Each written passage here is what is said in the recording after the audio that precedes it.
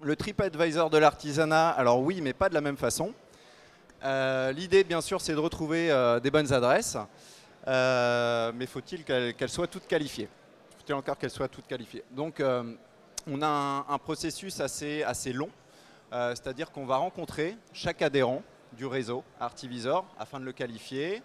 On le rencontre pour pouvoir l'intégrer donc sur le site et de le suivre pendant une année, justement, l'accompagner à la transition numérique. L'idée, c'est d'apporter que le meilleur. Vous avez une liste de professionnels. Alors, on parle d'artisanat, souvent c'est connoté bâtiment, quelques métiers d'alimentation. Il faut savoir qu'il y a 500 savoir-faire artisanaux sur le territoire national. Donc on peut retrouver des petits crépiers, des couturières, bien sûr des plombiers, des boulangers.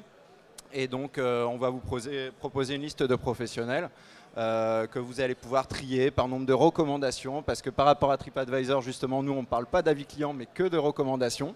Alors on peut dire c'est de l'avis positif, oui effectivement. Mais on peut collecter de l'avis négatif qu'on va transmettre aux professionnels pour qu'ils puissent s'améliorer. Ça ne sera pas publié sur la plateforme, mais le professionnel peut reprendre contact avec le particulier et la plupart du temps, ça se transforme en recommandation justement. 260 adhérents, un peu plus de 2 ans. Et ça représente aujourd'hui en termes d'utilisateurs, 70 000 utilisateurs sur le pays nantais aujourd'hui. Il faut savoir qu'un visiteur sur 3 aujourd'hui passe à l'action chez nous, c'est-à-dire il va cliquer par exemple seulement sur le numéro de téléphone, le vrai numéro de téléphone qu'on affiche, ou simplement le recommander, partager son adresse par exemple. Certains professionnels essayent de se recommander sur la plateforme sans y être.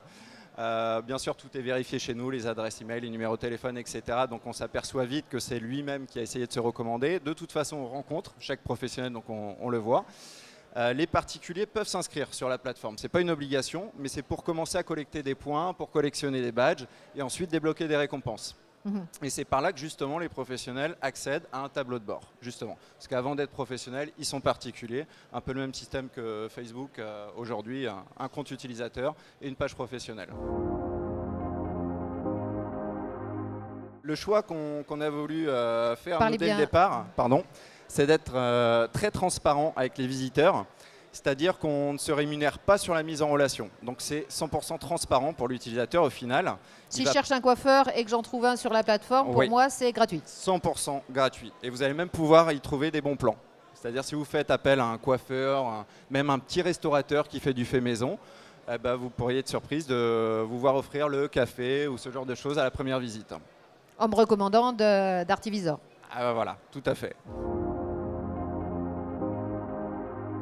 Là, le but, bien sûr, c'est de s'implanter sur 10 grosses villes nationales, les 10 plus grandes, et de reproduire le schéma, c'est-à-dire une antenne locale qui va rencontrer chaque professionnel et développer le réseau dans cette ville. D'où ADN Booster qui vous accompagne dans cette nouvelle phase de développement. Voilà, ADN Booster est arrivé au bon moment.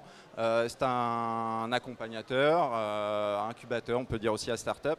Ça va nous servir à revoir l'intégralité du modèle, côté finance, RH, communication, et d'établir la bonne stratégie justement pour déployer à 3 ans.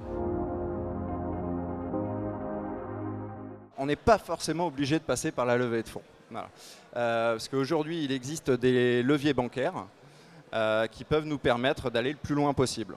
Donc le conseil, s'il y a des start-upers encore aujourd'hui, ils le savent peut-être, c'est de retarder au maximum cette levée de fonds.